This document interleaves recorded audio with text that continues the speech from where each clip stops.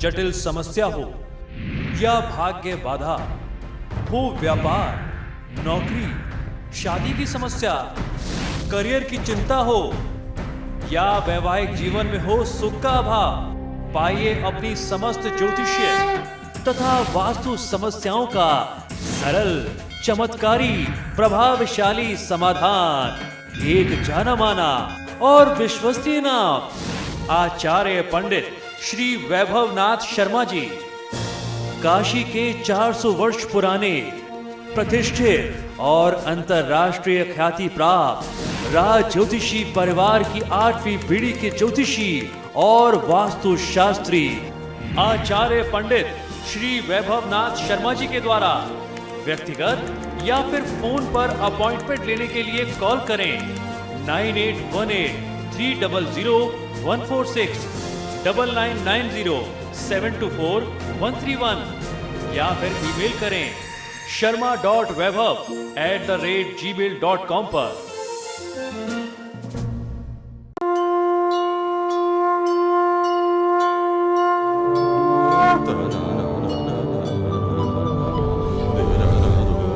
धर्मचक्र। नमस्कार, जय दुर्गे। मैं हूं वैभवनाथ शर्मा और आप देख रहे हैं धर्मचक्र। आज हम लोग शारदीय नवरात्र के बारे में जानकारी प्राप्त करने वाले हैं। आश्विन मास के शुक्ल पक्ष की प्रतिपदा से शारदीय नवरात्र प्रारंभ हो जाते हैं। देवी दुर्गा जी की पूजा जो है प्राचीन काल से ही चली आ रही है। अनेक पौराणिक कथाओं में शक्ति की आराधना का महात्म्य व्यक्त किया गया है। 9 दिनों तक चलने वाले नवरात्र पर्व में मां दुर्गा के 9 अलग अलग स्वरूपों की पूजा आराधना क्रमशः की जाती है। यह स्वरूप है शैलपुत्री, मां ब्रह्मचारिणी, मां चंद्रघंटा, कूष्मांडा, स्कंद माता, कात्यायनी महामाया, कालरात्रि, महागौरी और सिद्धिदात्री। इन देवियों की पूजा का अलग अलग दिनों में अलग अलग तिथियों में विधान बताया गया है। नवरात्र के इन प्रमुख 9 दिनों तक देवी दुर्गा का पूजन, दुर्गा सप्तशती का पाठ इत्यादि धार्मिक क्रियाकलाप संपन्न किए जाते हैं और हमारे देश की जो धर्मप्राण जनता है बहुत हर्षोल्लास के साथ, बड़े श्रद्धा और विश्वास के साथ इस पर्व को मनाती है। तो सबसे पहले नवरात्र की जो पूजा है, ये पूजा आराधना आरंभ कैसे होती है? वह आरंभ होती है कलश स्थापना के साथ। तो आइए जानते हैं कि कलश स्थापना किस प्रकार से की जानी चाहिए और इस वर्ष कलश स्थापना का शुभ मुहूर्त क्या है, सबसे अच्छा लग्न कौन सा है। दुर्गा पूजा का आरंभ जो है वह कलश स्थापना के साथ ही शुरू हो जाता है। अतः इस वर्ष नवरात्र में घट स्थापना यानी कलश स्थापना की जो बहुत एक विशेष तिथि जो मुहूर्त मिल रहा है वह प्रतिपदा तिथि के दिन में 11:36 से 12:24 के बीच में है। इस समय में अभिजित मुहूर्त मिल रहा है। अगर इस समय में कलश स्थापना की जाए तो वो बहुत उत्तम होगा। ये समय फिर से एक बार समझ लीजिए, ये समय बहुत विशेष है। इस समय में ही आपको प्रतिपदा की तिथि में कलश स्थापना करना चाहिए। ये विशेष मुहूर्त है दिन में 11:36 से दिन में 12:24 के बीच में। ये अभिजित मुहूर्त मिल रहा है। अगर इस समय आप कलश स्थापना करते हैं तो आपकी पूजा आराधना जो है वह सर्वोत्तम मानी जाएगी। जब आप पूजा आराधना करते हैं, मान लीजिए अगर आप स्वयं से कलश स्थापना करते हैं तो किस मंत्र से आपको देवी का ध्यान और आवाहन करना है, आइए ये भी जान लेते हैं। यह मंत्र है ओम जयंती मंगला काली भद्रकाली कपालिनी दुर्गा क्षमा शिवा धात्री स्वाहा स्वधा नमोस्तुते। मंत्र पुनः एक बार सुनिए, ये देवी के आवाहन का और ध्यान का मंत्र है। यह मंत्र है ओम जयंती मंगला काली भद्रकाली कपालिनी दुर्गा क्षमा शिवा धात्री स्वाहा स्वधा नमोस्तुते। आश्विन मास के शुक्ल पक्ष की प्रतिपदा तिथि के दिन प्रातःकाल स्नानादि से निर्वृत्त होकर के संकल्प किया जाता है। व्रत का संकल्प लेने के पश्चात ब्राह्मण द्वारा या फिर स्वयं खुद से मिट्टी की एक वेदी बना करके उसमें जौ बोया जाता है, जिसे जरई कहते हैं। कलश की स्थापना के साथ ही माता का पूजन उस दिन से ही आपके घर में आरंभ हो जाता है और 9 दिनों तक चलने वाला यह पर्व जो है सुख शांति और समृद्धि प्रदान करने वाला होता है। शक्ति पूजा का यह जो काल होता है संपूर्ण ब्रह्मांड की शक्ति को नमन करने और प्रकृति के निर्विकार रूप से अग्रसर होने का ही काल होता है। शक्ति उपासना का समय होता है शारदीय नवरात्र। तो किस प्रकार से आप इस समय का लाभ ले सकते हैं, इस काल में कैसे साधना कर सकते हैं, आइए इस पर थोड़ी चर्चा करते हैं। शारदीय नवरात्र शक्ति उपासना का महत्वपूर्ण काल होता है। देवी के जयकारों से समस्त वातावरण अभिभूत हो जाता है। देवी की मूर्तियां बना करके उनकी विशेष रूप से पूजा उपासना की जाती है। कलश स्थापना करके दुर्गा सप्तशती एवं दुर्गा माता के मंत्रों के उच्चारण के द्वारा ही माता का आवाहन किया जाता है। आश्विन मास के शुक्ल पक्ष की प्रतिपदा से लेकर के नवमी पर्यंत इनका रंग जो है, पूजा की आराधना का जो रंग है, दिन पे दिन चढ़ता जाता है और नवमी के आते आते पर्व का उत्साह जो है वह अपने चरमोत्कर्ष पर होता है।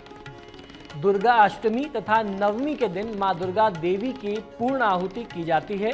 नैवेद्य चना, हलवा, खीर आदि से भोग लगा करके कुमारी कन्याओं का पूजन तथा उनको भोजन कराया जाता है और उसके बाद अपने सामर्थ्य अनुसार उन्हें दान, दक्षिणा, भेंट उपहार दे करके विदा करते हैं। उनसे अपने कल्याण के लिए, अपने परिवार की प्रगति के लिए आशीर्वाद लेते हैं। शक्ति पूजा का यह समय कन्याओं के रूप में शक्ति की पूजा को अभिव्यक्त करता है। आदि शक्ति की इस पूजा का उल्लेख पुराणों में हमें प्राप्त होता है। भगवान श्री राम द्वारा किया गया शक्ति पूजन तथा मार्कंडेय पुराण के अनुसार स्वयं मां ने इस समय शक्ति पूजा का महात्म जो है वह प्रदर्शित किया है।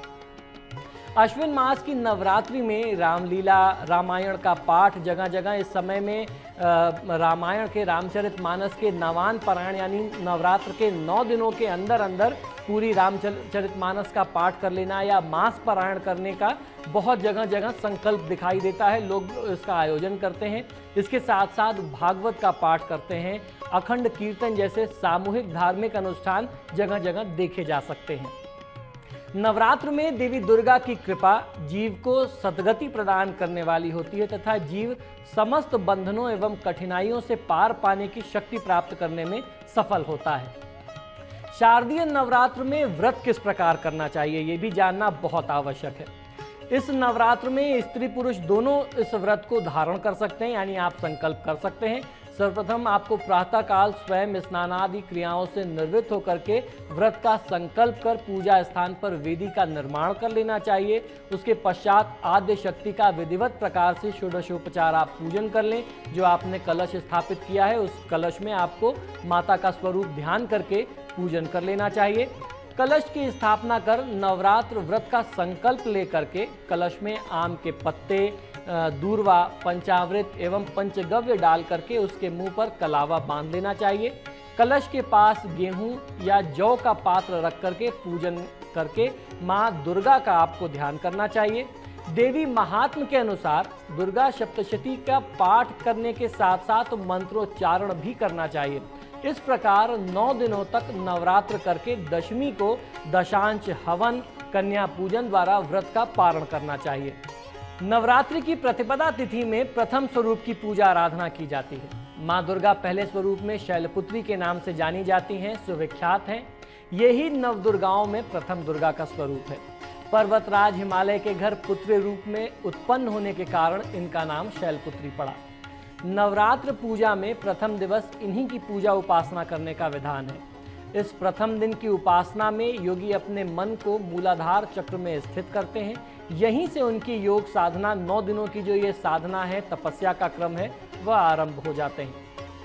तो आइए आपको एक विशेष मंत्र बताता हूं जिस मंत्र से आप इस स्वरूप की साधना कर सकें और अपने परिवार के लिए, अपने लिए सर्व मंगल की प्रार्थना करें, संतान प्राप्ति की प्रार्थना करें और उसके साथ साथ परिवार के कल्याण के लिए आप मंत्र की साधना कर सकते हैं। यह मंत्र है ओम सर्व मंगल मांगल्ये शिवे सर्वार्थ साधिके शरण्ये त्र्यंबके गौरी नारायणी नमोस्तुते। मंत्र पुनः एक बार सुन लीजिए।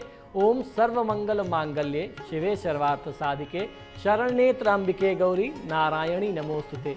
इस मंत्र का नवरात्र के दिनों में किसी भी साधक को कम से कम 5000 बार जाप करना चाहिए। जब आपका नवरात्र के दिनों में ये जाप पूरा हो जाए तो जाप के उपरांत कम से कम 1000 मंत्रों के साथ देसी घी और कमलगट्टे के साथ आपको हवन करना चाहिए, आहुति देनी चाहिए। माँ भगवती आपके मनोरथ अवश्य पूर्ण करेंगी। तो ये तो जानकारी रही नवरात्र के पहले दिन कलश स्थापना करने की और प्रथम स्वरूप माँ शैलपुत्री की आराधना से संबंधित। आगे भी हम आपको इस प्रकार की जानकारी उपलब्ध कराते रहेंगे। नवरात्रि में माता आपका और आपके परिवार का कल्याण करें, ऐसी ही हमारी प्रार्थना है। अभी दीजिए मुझे आज्ञा। नमस्कार। तो आज हमने चर्चा की कि किस प्रकार आप कर सकते हैं घट स्थापना और क्या है माँ शैलपुत्री का स्वरूप। लेकिन कल इस कार्यक्रम में हम आपको बताएंगे कि कैसे आप भी कर सकते हैं माँ ब्रह्मचारिणी की पूजा उपासना। फिलहाल मुझे दीजिएगा इजाजत, कल फिर होगी आपसे मुलाकात। नमस्कार।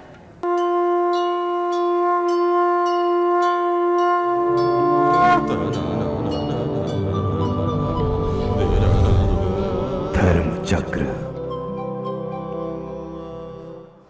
जटिल समस्या हो या भाग्य बाधा हो, व्यापार, नौकरी, शादी की समस्या, करियर की चिंता हो या वैवाहिक जीवन में हो सुख का अभाव, पाइए अपनी समस्त ज्योतिषीय तथा वास्तु समस्याओं का सरल, चमत्कारी, प्रभावशाली समाधान।